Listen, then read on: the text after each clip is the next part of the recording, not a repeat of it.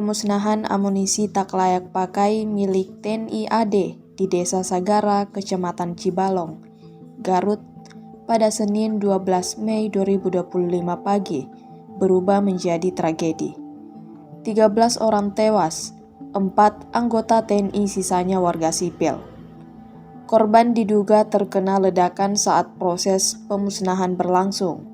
Dilansir dari Tribun Jabar, penampakan amunisi yang hendak diledakkan dijejar untuk dimasukkan dalam sumur atau lubang.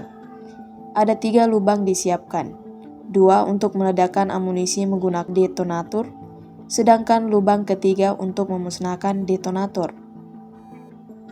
2 sumur berisikan amunisi berhasil diledakkan tanpa masalah.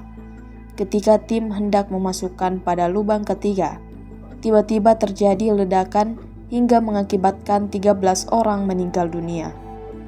Kepala Dinas Penerangan Angkatan Darat, Brigjen Wahyu Yudayana, menjelaskan tim penyusun amunisi dari TNI sudah melaksanakan pengecekan personel dan lokasi hingga dinyatakan aman untuk dilakukan pemusnahan.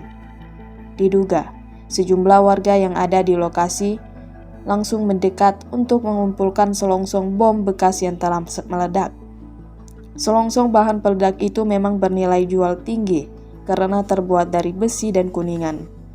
Namun, warga justru terkena ledakan dari sisa bahan peledak.